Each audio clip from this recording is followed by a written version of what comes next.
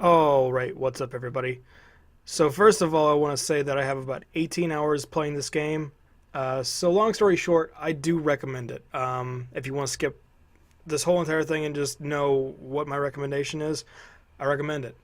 But very strictly if you're into like roguelike games, turn-based strategy RPGs and stuff like that. And it also has a mashup of permadeath and other elements of the game.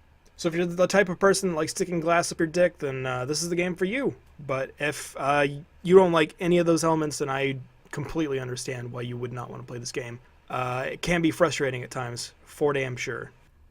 Also, I want to start off by saying that if you see anything called a necrosavant, uh, run the fuck the other direction if you're at lower levels because just take my word for it. Do not fucking try and engage those bastards. They will fuck your ass up.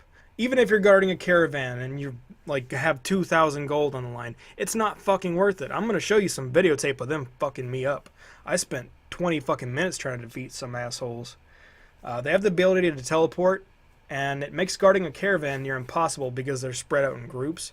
So they're eventually just going to come in, teleport, take a hit, teleport away as you're trying to attack them, and their health regenerates every turn, making them completely frustrating. Okay, so first off, I'm going to start with a little bit of criticism of this game. Even though I'm a big fan of it, I think it's only fair that a game that I enjoy, I start off with the stuff that I just don't enjoy about it.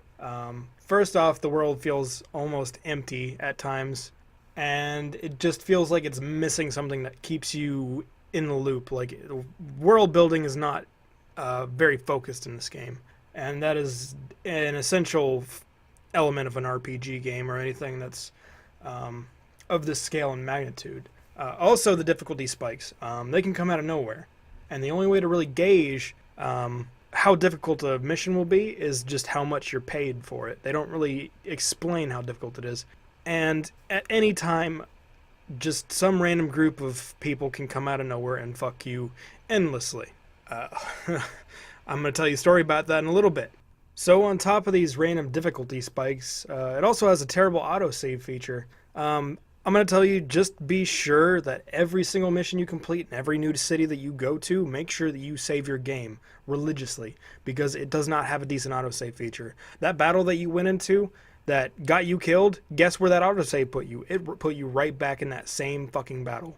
It didn't have several save files that let you like choose where you want to start again like some games nowadays will have. No, you get to do that battle all over again, or you get to go back to your previous save. And that can be utterly fucking frustrating if you've forgotten to do the saving feature like I did. So the story time for this little tidbit here, I actually accepted a caravan contract where I had to walk literally all the way across the map, as far as you go from one side to the other. And that took me about 3 days travel. So once I got to the location where the caravan had to arrive at, I got a contract out of the city that I arrived in. Basically just pick up some random artifact from a crypt, just basically grave robbing if you want to look at it that way. But as soon as I get to my target, close to my target location, I camp up so that I can camp up till morning and I can accurately measure up like the opponents that I'm going to be facing. I got ambushed by necrosavants, 9 of them. And apparently it's a new enemy type in the game and a lot of people are having trouble with them. Having dealt with them before, and I had trouble with 2. 2 of them took out an entire fucking caravan. I'm now facing 9. I had trouble with 2.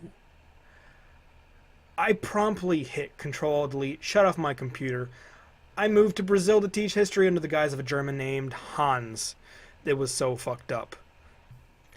Also, a little side note, because I do mention prices for gaming from time to time, including in other games that I've critiqued. I've mentioned that the price hikes are absolutely ridiculous for games of that caliber. I think the same thing for this one. I think that expecting $29 for this game is a little steep. I think it would be much fairer at a $19 price range. I don't know anything about selling games or how to make games or any of that shit, but I do think that the actual content of this game is only worth $19, maybe $25 at best. But $29 is a little bit too far for a game like this because you can only get so much content. Like, a lot of the grind is just grind. It's not actual content. And that's not a reason for someone to pay $29 for a game.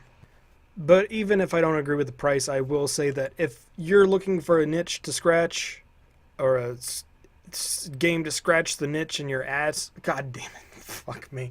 Uh, so next we're going to get into the meat and bones of this review. What I like about it and a summary of the gameplay as a whole. So the combat is a top-down strategy game, basically like chess, with dice. Would be the best, simplest way to explain it. Every time you attack, you basically roll an invisible pair of dice, and that determines if you're going to hit the opponent and how much damage you're going to do. And the reason some might find it frustrating is it puts the enemies on a level playing field with yourself. Your armor, your weapons, and everything else might not be the same, but as far as combat, your enemy can basically fuck you up just as much as you can fuck them up. And that is what makes this a hard game, and what can make it ultimately very frustrating as well if you can't handle high difficulties. But honestly, I can't really explain what I enjoy about this game so much because it frustrates the hell out of me, but I have fun the whole entire time doing it.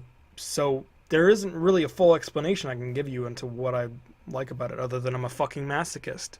So if you intend on going in this game real stupid like, I'd highly recommend not even attempting it because you need to think. This is not a dumb game. This is a thinking game. You're going to need to use your brain. Even my brain hurts sometimes using this goddamn fucking game. So basically the gist of the story is your band of mercenaries were ambushed and you're left in ruins, and it's your job to bring them back to their former glory. Basically, the tasks that you can do as the mercenary band are as follows. You can track down thieves, you can defend a village, track beasts that have been killing townsfolk, defend a caravan, or go into some ancient ruins and retrieve a valuable artifact. All of them can be very fun, but can also be very frustrating if you happen to be with a band of low-level people and completely ill-equipped to handle high-tier shit like brigands. There are also several weapons classes and weapons that you can use and several strategies you can use to defeat your opponents. So this game does have you using your mind. I also enjoyed the RPG elements. You level up base by base.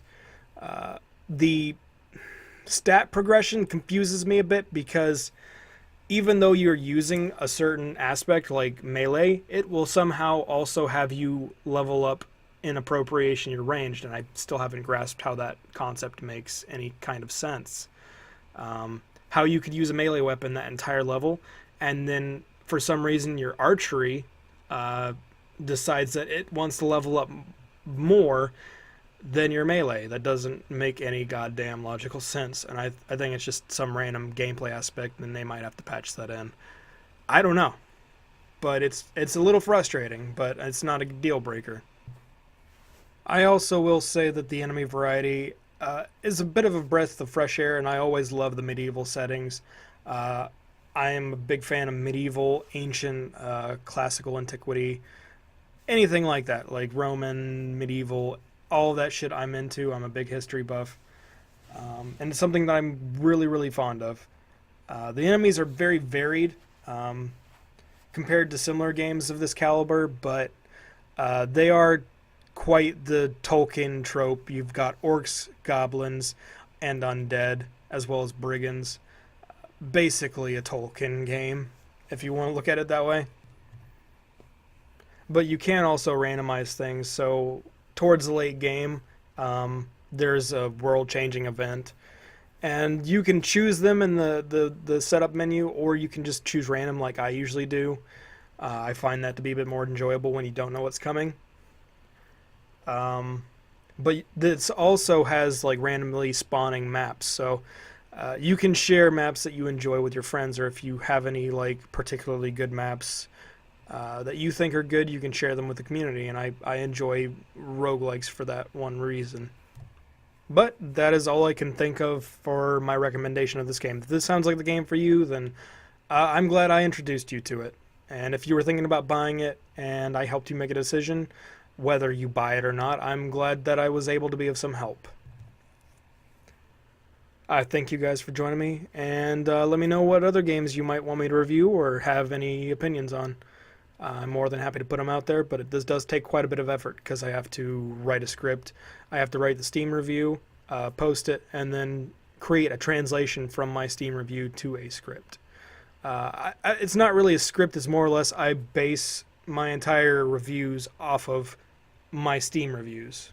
So when I speak them out, it's kind of haphazard and I say a lot because I'm trying to create a train of thought while reading off of a script.